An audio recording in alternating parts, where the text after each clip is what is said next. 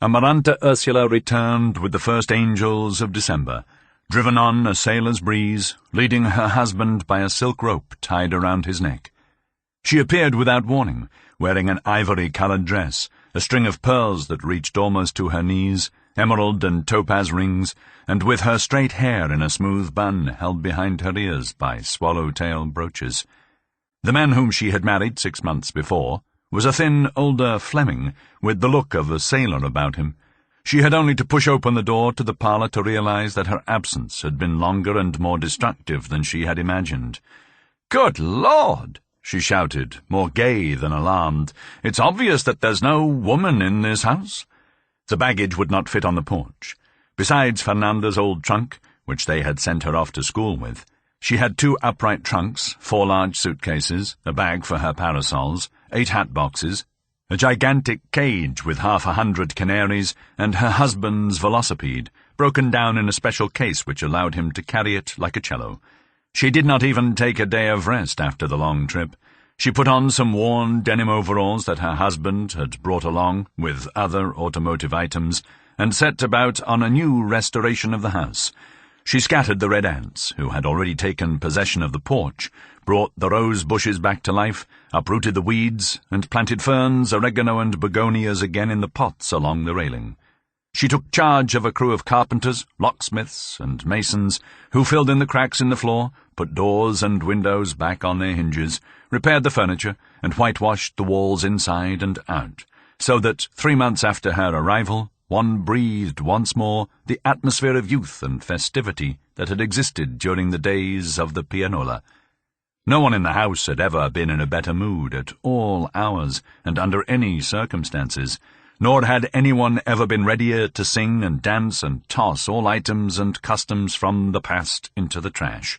With a sweep of her broom, she did away with the funeral mementos and piles of useless trash and articles of superstition that had been piling up in the corners, and the only thing she spared, out of gratitude to Ursula, was the daguerreotype of Remedios in the parlour. "My, such luxury!" she would shout, dying with laughter. "A 14-year-old grandmother!" When one of the masons told her that the house was full of apparitions, and that the only way to drive them out was to look for the treasures they had left buried, she replied amid loud laughter that she did not think it was right for men to be superstitious. She was so spontaneous, so emancipated, with such a free and modern spirit, that Aureliano did not know what to do with his body when he saw her arrive. My, she shouted happily with open arms. "Look at how my darling cannibal has grown." Before he had a chance to react, she had already put a record on the portable phonograph she had brought with her, and was trying to teach him the latest dance steps. She made him change the dirty pants that he had inherited from Colonel Aureliano Buendía, and gave him some youthful shirts and 2-toned shoes, and she would push him into the street when he was spending too much time in Melquiades' room. Active, small, and indomitable like Ursula, and almost as pretty and provocative as Remedios the Beauty, she was endowed with a rare instinct for anticipating fashion. When she received pictures of the most recent fashions in the mail, they only proved that she had not been wrong about the models that she designed herself and sewed on Amaranta's primitive pedal machine. She subscribed to every fashion magazine, art publication, and popular music review published in Europe, and she had only to glance at them to realize that things in the world were going just as she imagined they were. It was incomprehensible why a woman with that spirit would have returned to a dead town burdened by dust and heat, and much less with a husband who had more than enough money to live anywhere in the world, and who loved her so much that he let himself be led around by her on a silk leash. As time passed, however, her intention to stay was more obvious, because she did not make any plans that were not a long way off, nor did she do anything that did not have as an aim the search for a comfortable life and a peaceful old age in Macondo. The canary cage showed that those aims were made up on the spur of the moment. Remembering that her mother had told her in a letter about the extermination of the birds, she had delayed her trip several months until she found a ship that stopped at the Fortunate Isles, and there she chose the finest 25 pairs of canaries so that she could repopulate the skies of Macondo. That was the most lamentable of her numerous frustrated undertakings. As the birds reproduced, Amaranta Ursula would release them in pairs, and no sooner did they feel themselves free than they fled the town. She tried in vain to awaken love in them by means of the birdcage that Ursula had built during the first reconstruction of the house. Also in vain were the artificial nests built of esparto grass in the almond trees, and the bird seeds strewn about the roofs, and arousing the captives so that their songs would dissuade the deserters, because they would take flight on their first attempt and make a turn in the sky, just the time needed to find the direction to the Fortunate Isles. A year after her return, although she had not succeeded in making any friends or giving any parties, Amaranta Ursula still believed that it was possible to rescue the community which had been singled out by misfortune. Gaston, her husband, took care not to antagonize her, although since that fatal noon when he got off the train, he realized that his wife's determination had been provoked by a nostalgic mirage. Certain that she would be defeated by the realities, he did not even take the trouble to put his velocipede together, but he set about hunting for the largest eggs among the spider-webs that the masons had knocked down, and he would open them with his fingernails and spend hours looking through a magnifying glass at the tiny spiders that emerged. Later on, thinking that Amaranta Ursula was continuing with her repairs so that her hands would not be idle, he decided to assemble the handsome bicycle, on which the front wheel was much larger than the rear one, and he dedicated himself to the capture and curing of every native insect he could find in the region, which he sent in jam jars to his former professor of natural history at the University of Liège, where he had done advanced work in entomology, although his main vocation was that of aviator. When he rode the bicycle, he would wear acrobat's tights, gaudy socks, and a Sherlock Holmes cap, but when he was on foot he would dress in a spotless natural linen suit, white shoes, a silk bow tie, a straw boater, and he would carry a willow stick in his hand. His pale eyes accentuated his look of a sailor, and his small moustache looked like the fur of a squirrel. Although he was at least 15 years older than his wife, his alert determination to make her happy, and his qualities as a good lover, compensated for the difference. Actually, those who saw that man in his 40s, with careful habits, with a leash around his neck, and his circus bicycle, would not have thought that he had made a pact of unbridled love with his wife, and that they both gave in to the reciprocal drive in the least adequate of places, and wherever the spirit moved them, as they had done since they had begun to keep company, and with a passion that the passage of time and the more and more unusual circumstances deepened and enriched. Gaston was not only a fierce lover, with endless wisdom and imagination, but he was also, perhaps, the first man in the history of the species who had made an emergency landing, and had come close to killing himself and his sweetheart simply to make love in a field of violets. They had met 2 years before they were married, when the sports biplane in which he was making rolls over the school where Amaranta Ursula was studying made an intrepid maneuver to avoid the flagpole, and the primitive framework of canvas and aluminum foil was caught by the tail on some electric wires. From then on, paying no attention to his leg in splints, on weekends he would pick up Amaranta Ursula at the nuns' boarding house where she lived, where the rules were not as severe as Fernanda had wanted, and he would take her to his country club. They began to love each other at an altitude of 1,500 feet, in the Sunday air of the moors, and they felt all the closer together as the beings on earth grew more and more minute. She spoke to him of Macondo as the brightest and most peaceful town on earth, and of an enormous house, scented with oregano, where she wanted to live until old age, with a loyal husband and 2 strong sons, who would be named Rodrigo and Gonzalo, never Aureliano and Jose Arcadio, and a daughter who would be named Virginia, and never Remedios. She had evoked the town idealized by nostalgia with such strong tenacity that Gaston understood that she would not get married unless he took her to live in Macondo. He agreed to it, as he agreed later on to the leash, because he thought it was a passing fancy that could be overcome in time. But when 2 years in Macondo had passed and Amaranta Ursula was as happy as on the first day, he began to show signs of alarm.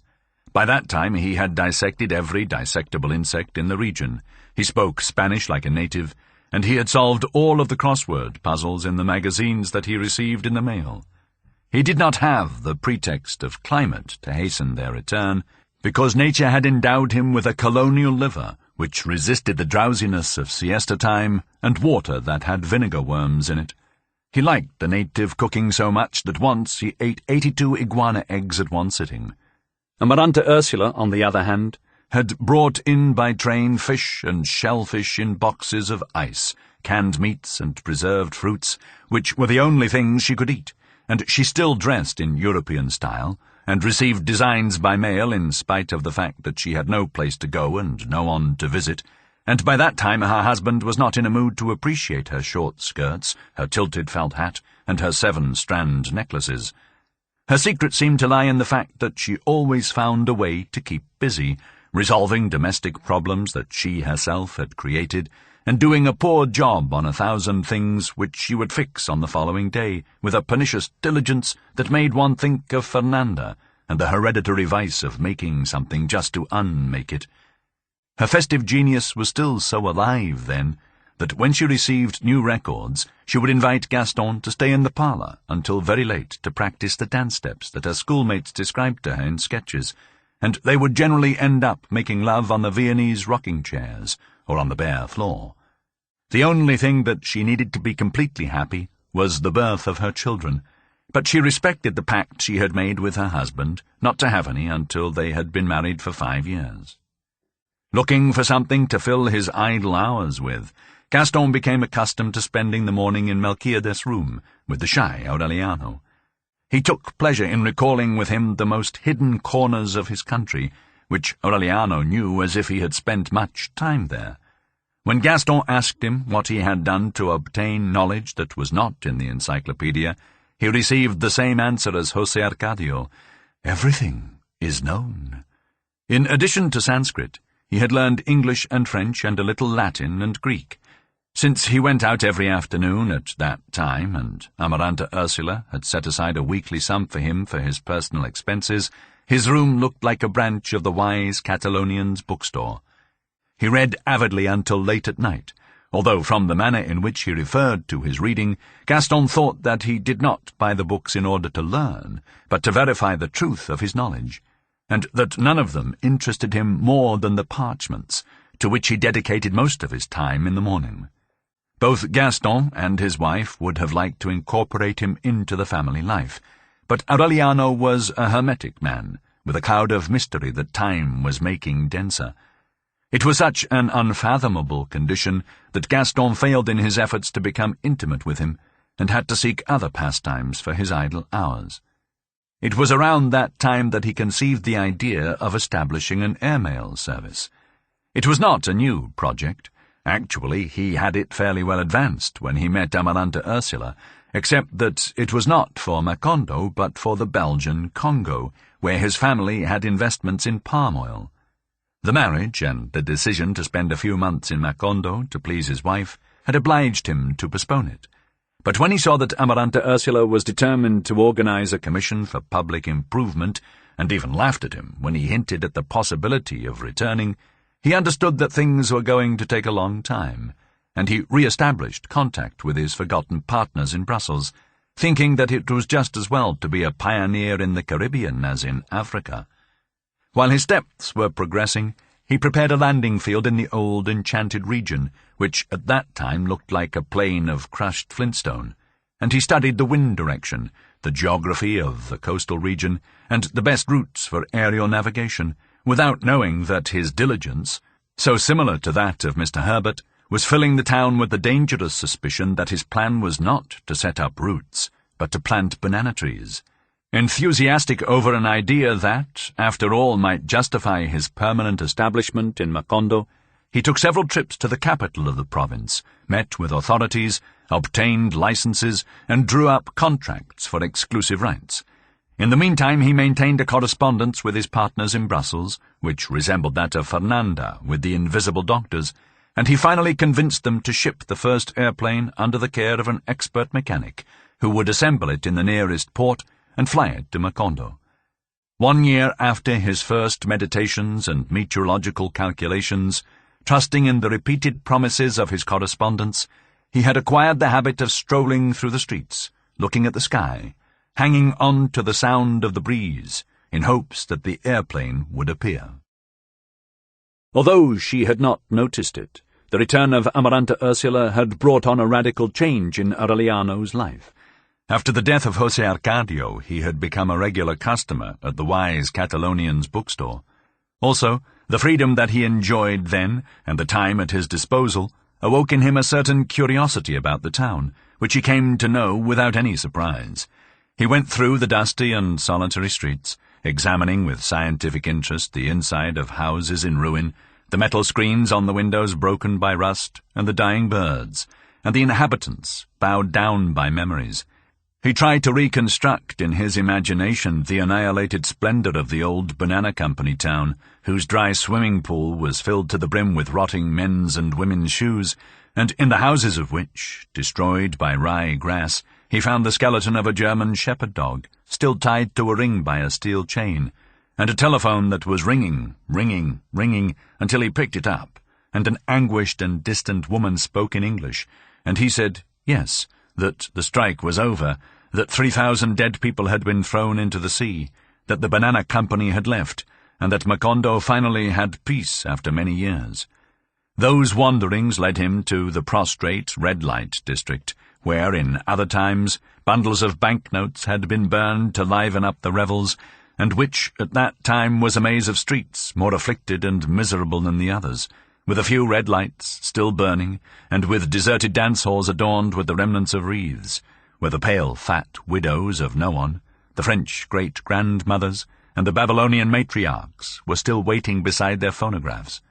Aureliano could not find anyone who remembered his family, not even Colonel Aureliano Buendía, except for the oldest of the West Indian Negroes, an old man whose cottony hair gave him the look of a photographic negative, and who was still singing the mournful sunset psalms in the door of his house.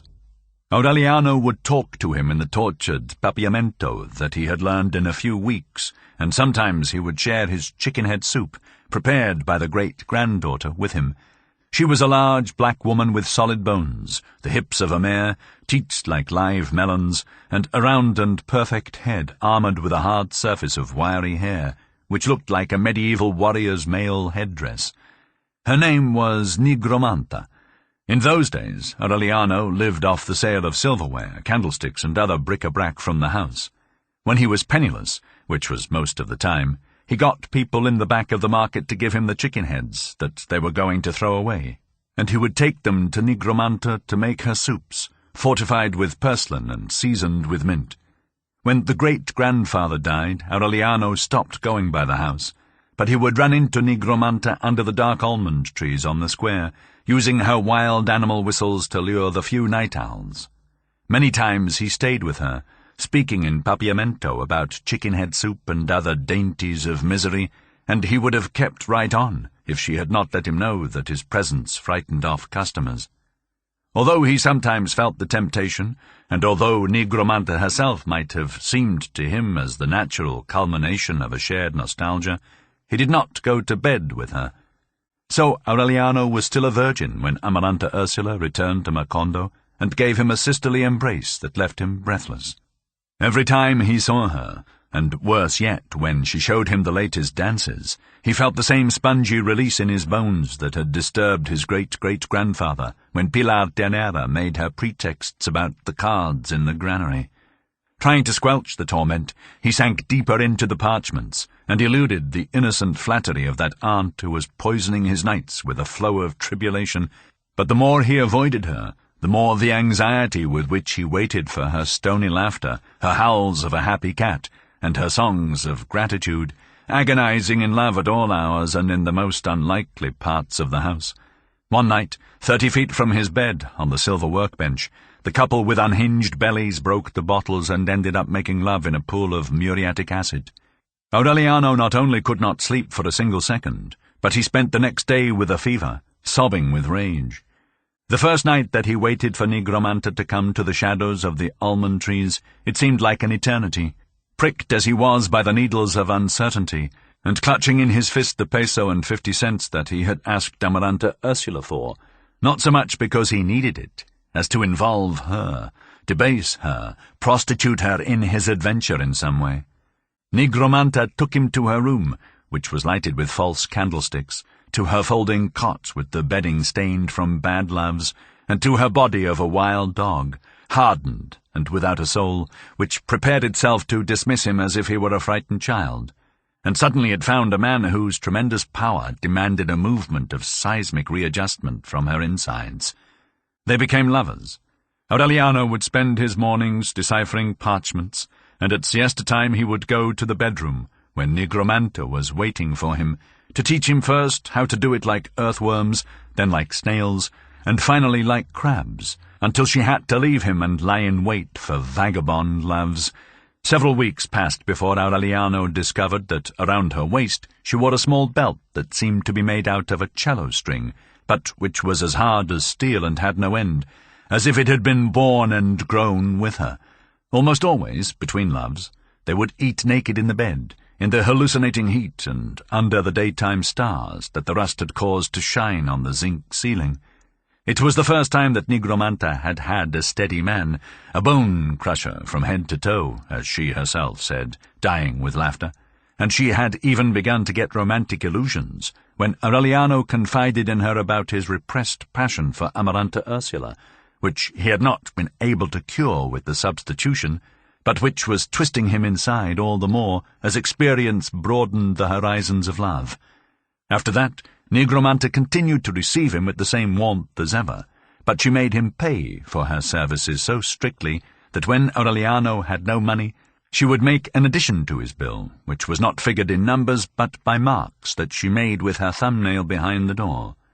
At sundown, while she was drifting through the shadows in the square, Aureliano was going along the porch like a stranger, scarcely greeting Amaranta Ursula and Gaston, who usually dined at that time, and shutting himself up in his room again, unable to read or write or even think because of the anxiety brought on by the laughter, the whispering, the preliminary frolics, and then the explosions of agonizing happiness that capped the nights in the house. That was his life 2 years before Gaston began to wait for the airplane, and it went on the same way on the afternoon that he went to the bookstore of the wise Catalonian and found 4 ranting boys in a heated argument about the methods used to kill cockroaches in the Middle Ages. The old bookseller, knowing about Aureliano's love for books that had been read only by the venerable Bede, urged him with a certain fatherly malice to get into the discussion, and without even taking a breath, he explained that the cockroach, the oldest winged insect on the face of the earth, had already been the victim of slippers in the Old Testament, but that since the species was definitely resistant to any and all methods of extermination, from tomato slices with borax to flour and sugar, and with its 1,603 varieties had resisted the most ancient, tenacious, and pitiless persecution that mankind had unleashed against any living thing since the beginnings, including man himself, to such an extent that just as an instinct for reproduction was attributed to humankind, so there must have been another one, more definite and pressing, which was the instinct to kill cockroaches, and if the latter had succeeded in escaping human ferocity, it was because they had taken refuge in the shadows, where they became invulnerable because of man's congenital fear of the dark. But on the other hand, they became susceptible to the glow of noon, so that by the Middle Ages already, and in present times, and per omnia secula seculorum, the only effective method for killing cockroaches was the glare of the sun. That encyclopedic coincidence was the beginning of a great friendship. Aureliano continued getting together in the afternoon with the 4 arguers, whose names were Alvaro, Herman, Alfonso, and Gabriel, the first and last friends that he ever had in his life. For a man like him, holed up in written reality, those stormy sessions that began in the bookstore and ended at dawn in the brothels were a revelation. It had never occurred to him until then to think that literature was the best plaything that had ever been invented to make fun of people, as Alvaro demonstrated during one night of revels. Some time would have to pass before Aureliano realized that such arbitrary attitudes had their origins in the example of the wise Catalonian, for whom wisdom was worth nothing if it could not be used to invent a new way of preparing chickpeas. The afternoon on which Aureliano gave his lecture on cockroaches, the argument ended up in the house of the girls who went to bed because of hunger, a brothel of lies on the outskirts of Macondo. The proprietress was a smiling Mama Santa, tormented by a mania for opening and closing doors. Her eternal smile seemed to have been brought on by the credulity of her customers, who accepted as something certain an establishment that did not exist except in the imagination, because even the tangible things there were unreal. The furniture that fell apart when one sat on it, the disemboweled phonograph with a nesting hen inside, the garden of paper flowers, the calendars going back to the years before the arrival of the Banana Company, the frames with prints cut out of magazines that had never been published. Even the timid little whores who came from the neighborhood, when the proprietress informed them that customers had arrived, they were nothing but an invention. They would appear without any greeting in their little flowered dresses, left over from days when they were 5 years younger, and they took them off with the same innocence with which they had put them on, and in the paroxysms of love they would exclaim, "Good heavens, look how that roof is falling in," and as soon as they got their peso and 50 cents, they would spend it on a roll with cheese that the proprietress sold them, smiling more than ever, because only she knew that that meal was not true either. Aureliano, whose world at that time began with Melquiades' parchments and ended in Nigromanta's bed, found a stupid cure for timidity in the small imaginary brothel. At first he could get nowhere, in rooms where the proprietress would enter during the best moments of love and make all sorts of comments about the intimate charms of the protagonists. But with time he began to get so familiar with those misfortunes of the world that on one night that was more unbalanced than the others, he got undressed in the small reception-room and ran through the house balancing a bottle of beer on his inconceivable maleness.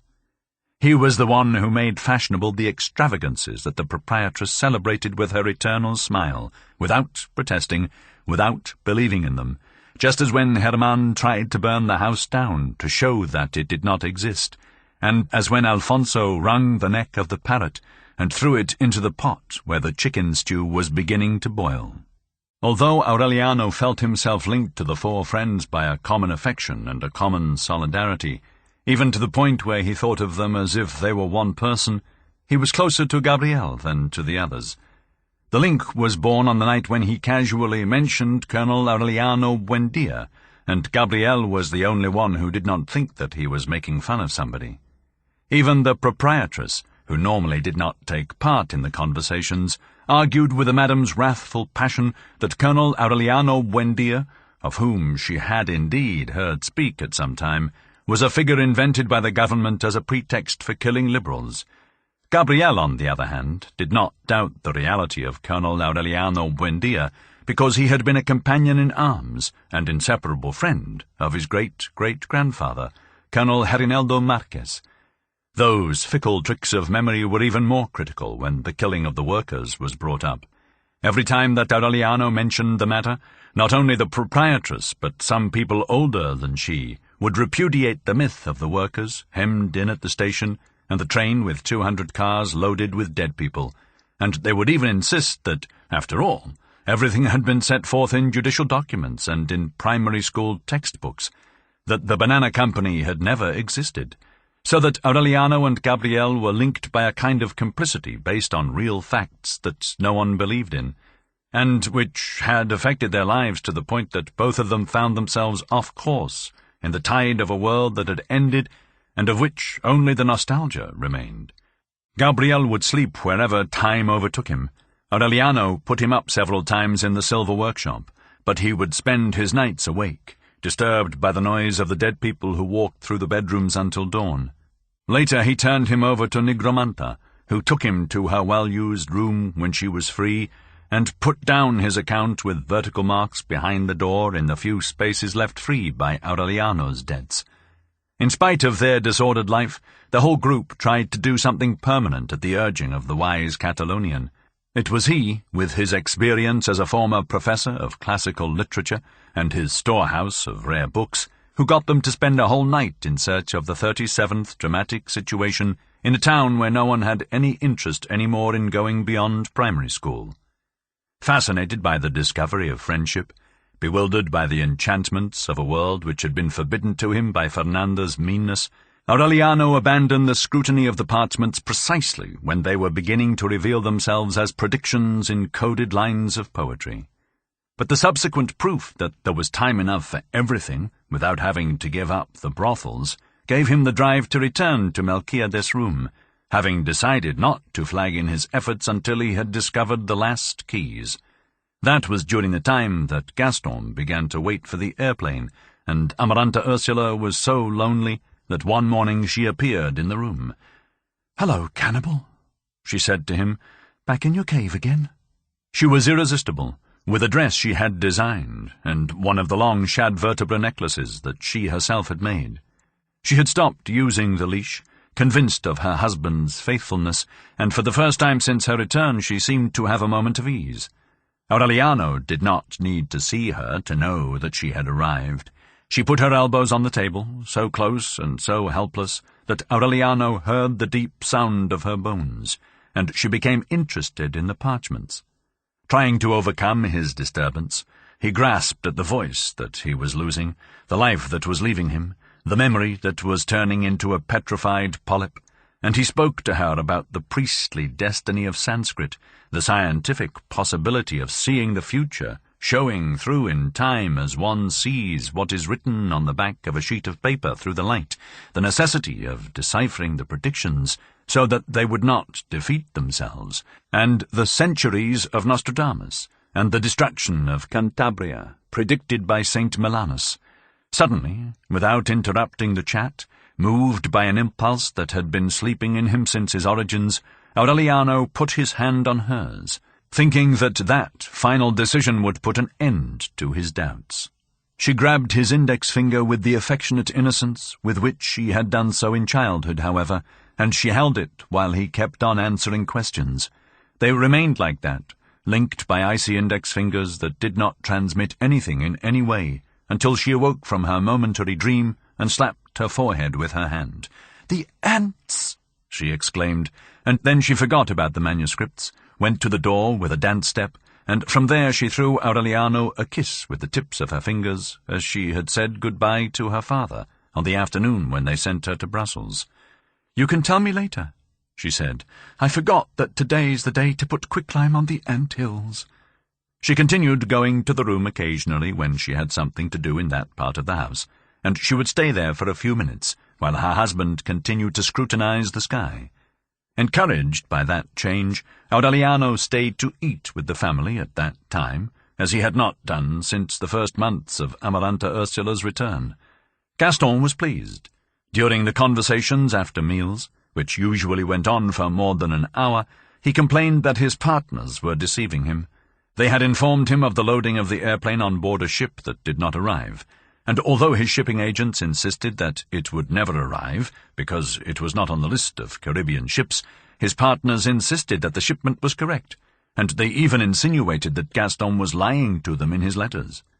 The correspondence reached such a degree of mutual suspicion that Gaston decided not to write again, and he began to suggest the possibility of a quick trip to Brussels to clear things up, and return with the airplane. The plan evaporated, however, as soon as Amaranta Ursula reiterated her decision not to move from Macondo, even if she lost her husband. During the first days, Aureliano shared the general opinion that Gaston was a fool on a velocipede, and that brought on a vague feeling of pity. Later, when he obtained deeper information on the nature of men in the brothels, he thought that Gaston's meekness had its origins in unbridled passion. But when he came to know him better, and realized that his true character was the opposite of his submissive conduct, he conceived the malicious suspicion that even the wait for the airplane was an act. Then he thought that Gaston was not as foolish as he appeared, but, quite the contrary, was a man of infinite steadiness, ability, and patience, who had set about to conquer his wife with the weariness of eternal agreement, of never saying no, of simulating a limitless conformity, letting her become enmeshed in her own web until the day she could no longer bear the tedium of the illusions close at hand and would pack the bags herself to go back to Europe. Aureliano's former pity turned into a violent dislike. Gaston's system seemed so perverse to him, but at the same time so effective, that he ventured to warn Amaranta Ursula. She made fun of his suspicions, however, without even noticing the heavy weight of love, uncertainty, and jealousy that he had inside.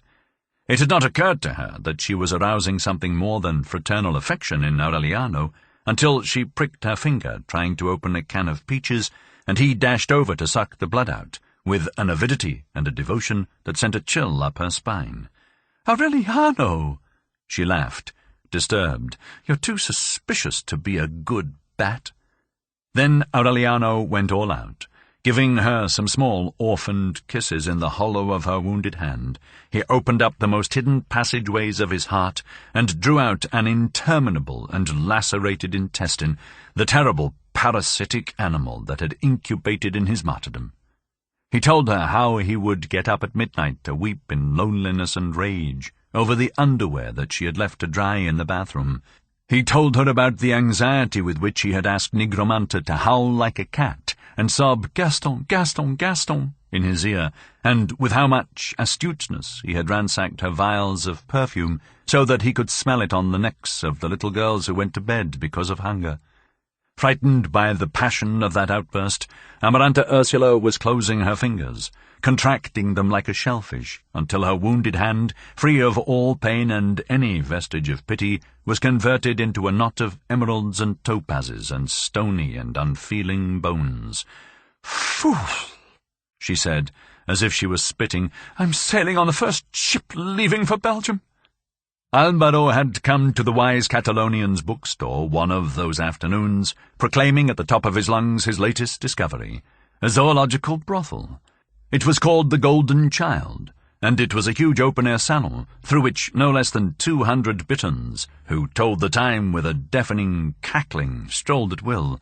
In wire pens that surrounded the dance floor, and among large Amazonian camellias, there were herons of different colours, crocodiles as fat as pigs, snakes with 12 rattles, and a turtle with a gilded shell who dove in a small artificial ocean. There was a big white dog, meek, and a pederast, who would give stud services, nevertheless, in order to be fed. The atmosphere had an innocent denseness, as if it had just been created, and the beautiful mulatto girls who waited hopelessly among the blood-red petals and the outmoded phonograph records knew ways of love that man had left behind, forgotten in the earthly paradise. The first night that the group visited that greenhouse of illusions, the splendid and taciturn old woman, who guarded the entrance in a wicker rocking-chair, felt that time was turning back to its earliest origins, when among the 5 who were arriving she saw a bony, jaundiced man with Tartar cheekbones, marked forever, and from the beginning of the world, with the pox of solitude. "Lord, Lord," she sighed, "Aureliano!"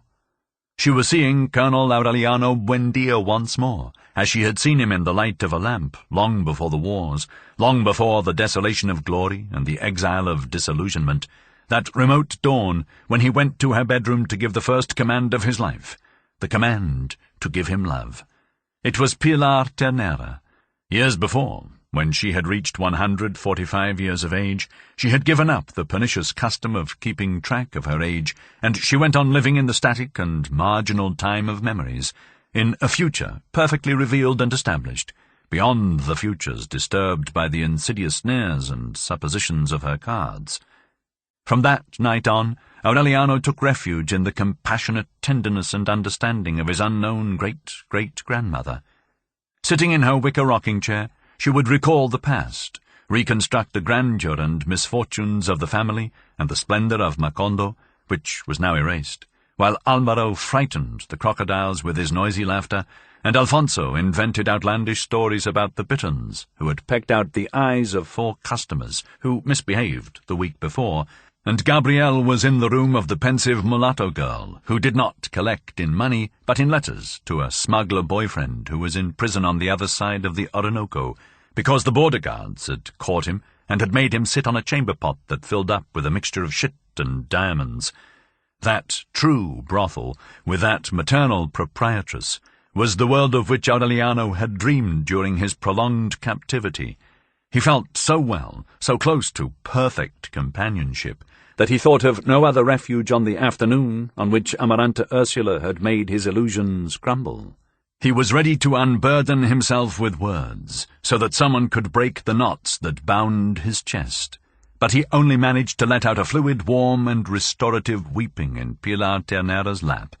She let him finish, scratching his head with the tips of her fingers, and without his having revealed that he was weeping from love, she recognized immediately the oldest sobs in the history of man.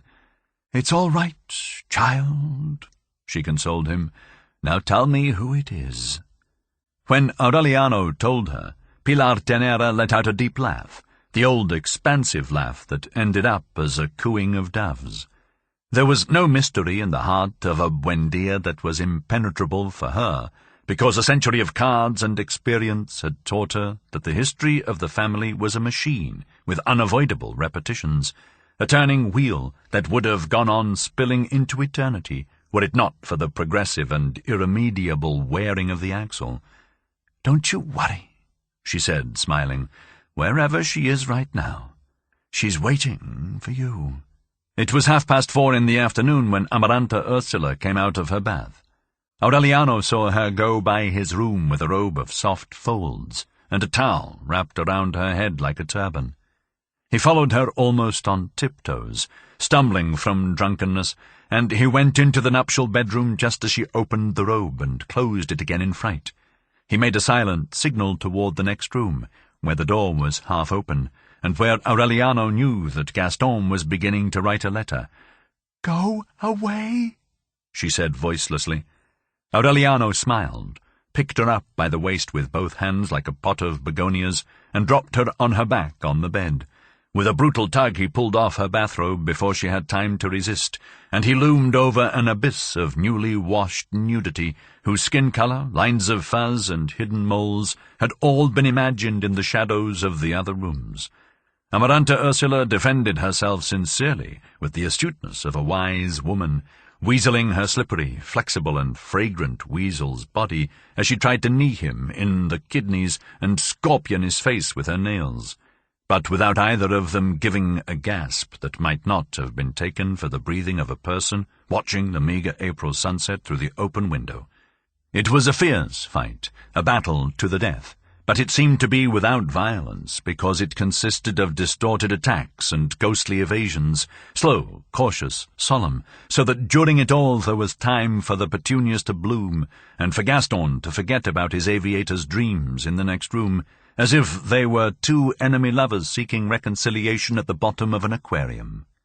In the heat of that savage and ceremonious struggle, Amaranta Ursula understood that her meticulous silence was so irrational that it could awaken the suspicions of her nearby husband much more than the sound of warfare that they were trying to avoid.